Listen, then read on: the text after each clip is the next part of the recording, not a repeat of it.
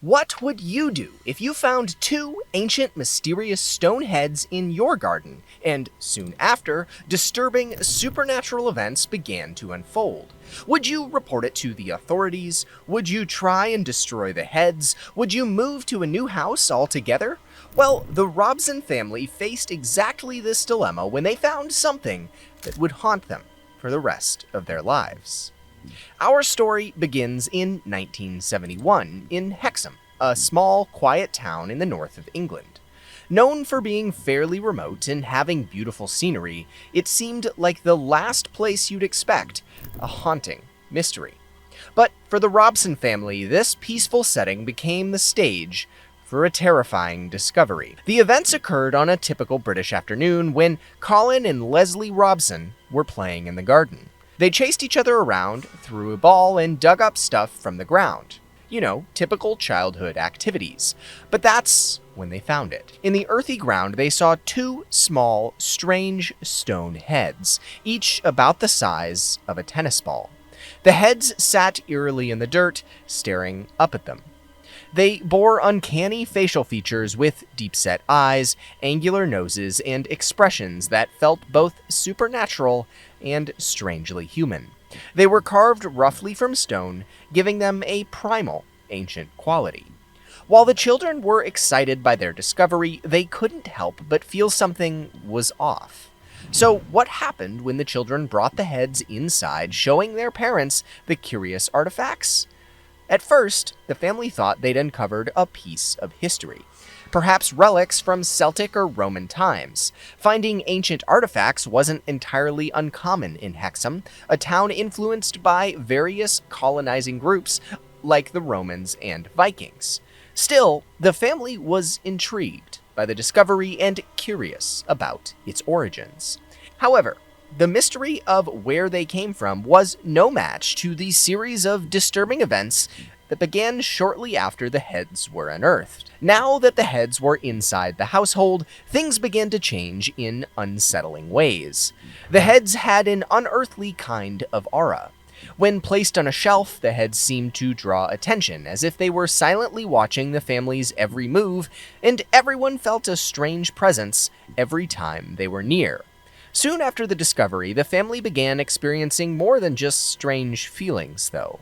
Unusual physical events started to occur.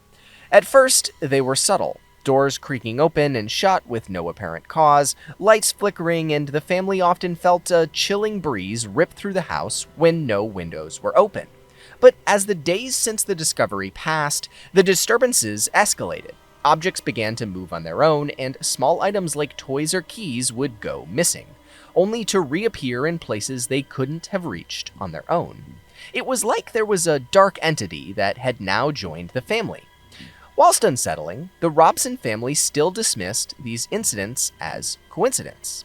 However, all that changed when young Colin Robson saw something absolutely terrifying in the middle of the night. He awoke to a shadowy figure in the doorway of his room, a creature that seemed part man, part beast. A strange dark figure with the head of a wolf. Paralyzed by fear, he hid under his blankets, but the image of the wolf man stayed with him, its sinister presence lingering even after it vanished. When he told his parents, they initially brushed it off as a childish nightmare, but they both couldn't help thinking the heads had something to do with it. Do you think it was a nightmare, or was it something more sinister? Let us know in the comments. But when more family members began experiencing similar visions, it became harder to dismiss, and it pointed more and more to the heads being some sort of sinister force of evil. The mysterious events of the heads quickly spread through their local area. Neighbors and townspeople grew intrigued, and rumors started spreading about the cursed heads of Hexham. Were these stone heads somehow connected to the strange wolfman? Was it some kind of ancient curse, or was the family making it up? No one seemed to know. Whilst curiosity grew in the town, fear and anxiety grew at a much faster rate, especially in the Robson household, and that's when word of the heads had reached Dr. Anne Ross, a well-regarded Celtic scholar and expert in ancient artifacts. Dr. Ross was absolutely intrigued and wanted to study the heads to uncover their origins. The Robson family was more than happy for someone to take the heads off of them, of course. As a committed academic, she was excited by the possibility that these could be relics from the Iron Age, potentially used in Celtic religious ceremonies. But little did she know the true nature of these heads. Dr. Ross brought the heads back to her home, confident that science and reason could explain the mystery. But she quickly realized these heads were nothing like any artifact she had ever discovered before. Shortly before bringing the heads home, just like the Robsons, Dr. Ross and her family began experiencing the same kinds of strange phenomena the Robson family had experienced.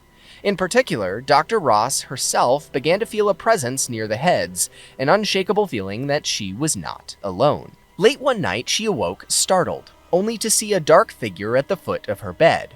To her horror, she recognized it as the Wolfman.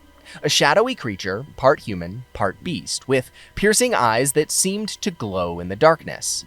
The apparition didn't seem to move, it just stood there, almost daring her to react. A menacing energy radiated from it. Dr. Ross quickly realized that these heads were not going to be a fun research project, rather her absolute worst nightmare. Her daughter, who was staying in the home at the time, also reported similar sightings. She, too, saw a figure of a wolfman, sometimes in the corners of doorways, sometimes in the edges of dark rooms. The family was understandably terrified. Dr. Ross, an esteemed scientist, had never believed in the supernatural her entire life. But these events found herself questioning her fundamental beliefs. She wondered if the heads were indeed linked to some dark power, possibly connected to ancient Celtic magic, or worse. As the events escalated, the thought that the heads might be responsible began to gnaw at her mind. She consulted with other experts and paranormal investigators, hoping that they might provide answers, or at least ease her fears, but they were just as confused as she was. These strange occurrences only continued, and the presence of the Wolfman seemed to intensify each time someone attempted to research or analyze the heads. Dr. Ross eventually decided that keeping the heads in her home was too terrifying and too dangerous. She arranged for them to be moved to a secure museum, hoping that an institution with proper resources could safely study them. But it was just the same old story. The museum staff, too, reported an eerie sensation when working around the heads. Some claimed that they could feel a dark energy radiating from the artifacts. And after a series of inexplicable disturbances, the museum made the decision to store the heads out of public view, buried deep in their archives, away from everything, never to be seen again. News of the events quickly spread, and people were fascinated by the idea of ancient relics with supernatural powers, and newspapers picked up on the story, dubbing the stones the Hexham heads. Paranormal enthusiasts, historians, and even skeptics flocked to the town of Hexham, each curious to learn more about these mysterious artifacts and their possible connection to ancient curses or Celtic rituals. Some visitors attempted to conduct supernatural investigations, hoping to communicate with whatever spirit or force might reside in the stones. However, the heads eventually disappeared from public view.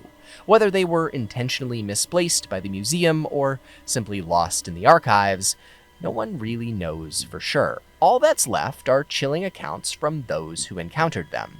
The legend of the Hexham heads has become a staple of paranormal lore, sparking both curiosity and fear across generations.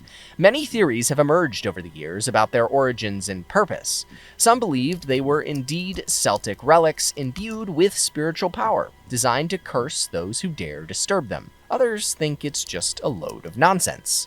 Bored people trying to get some attention. I guess we'll never know who's right.